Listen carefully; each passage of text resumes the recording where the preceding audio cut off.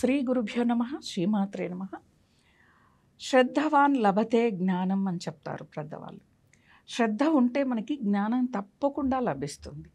ఎప్పుడైనా చూడండి, ఒక విద్యార్థి కానీ, చదువుకునేవాళ్ళు, ఒక ఉద్యోగం చేసేవాళ్ళు కానీ, ఒక వ్యాపారం చేసేవాళ్ళు కానీ, ఎవరు ఏ పని చేస్తున్నా దానిలో శ్రద్ధని చూపిస్తేనే జ్ఞానం అనేది ఖచ్చితంగా లభిస్తుంది. మరి భగవంతుడి దగ్గర భక్తిలో కూడా మనం శ్రద్ధని చూపించట్లేదు, అందుకే జ్ఞానం కలగట్లేదు.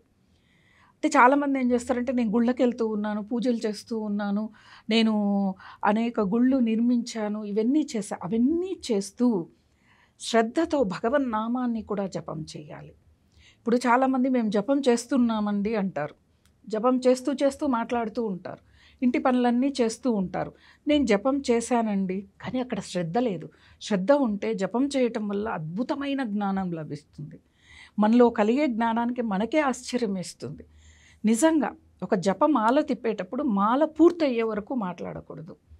చాలామందికి ఇప్పుడు కాలంలో మనం జపం చేస్తూ ఉంటాము, కూర్చొని ఎవరో కాలింగ్ బెల్ కొట్టారు, మధ్యలో లేవాల్సి వస్తుంది, కానీ అప్పుడే మొదలుపెట్టి ఉంటారు.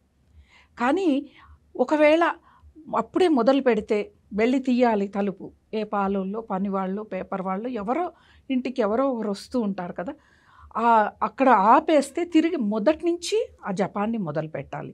ఇలా శ్రద్ధగా చేయాలి. శ్రద్ధగా చేస్తే తప్పకుండా, అంటే మనం ఏ యొక్క భగవంతుడి యొక్క నామాన్ని జపం చేస్తూ ఉన్నామో ఆ భగవంతుడి అనుగ్రహంతో జ్ఞానం తప్పకుండా వస్తుంది. ఇప్పుడు మన ఋషులందరూ కూడా వాళ్ళు ఎంతో గొప్ప తపస్సు చేశారు. వాళ్ళు ఏ విధంగా తపస్సు చేశారు? నిరాహారంగా, నిర్జలంగా ఇలా తపస్సు చేశారంటే అక్కడ వాళ్ళు శ్రద్ధని పెట్టారు. కాబట్టి భగవంతుడి యొక్క అనుగ్రహంతో వాళ్ళు మనకు అన్నీ అందించారు.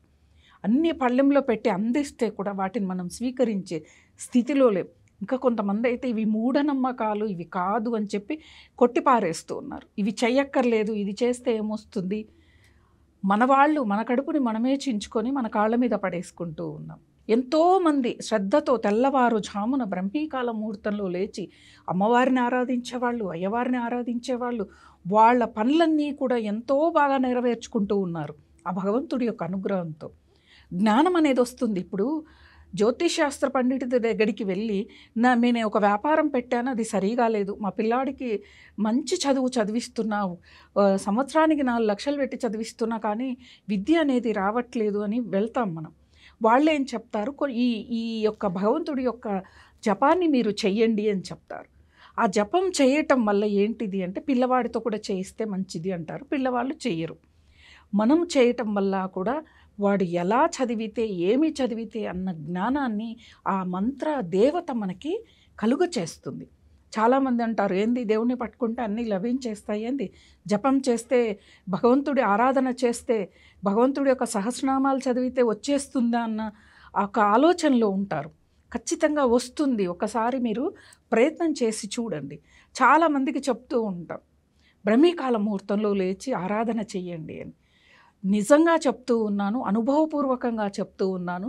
బ్రహ్మీకాల ముహూర్తంలో లేచి చేసే పూజకి, ఆరాధనకి, మన భావన అనేది జరిగి తీరుతుంది. మన కోరిక మంచిదైతే ఏంటిది మంచిది అంటే, మన పిల్లలకి పెళ్ళిళ్ళు కావాలో, ఉద్యోగాలు కావాలో, మనకు ఆరోగ్యం కావాలో, లేకపోతే అప్పులు తీరాలో, ఐశ్వర్యం కావాలో, 10 మందికి మంచి చేయాలి, మంచి చేసే శక్తినివ్వమనో ఖచ్చితంగా ఒక సంకల్పం పెట్టుకొని మీరు చెయ్యండి.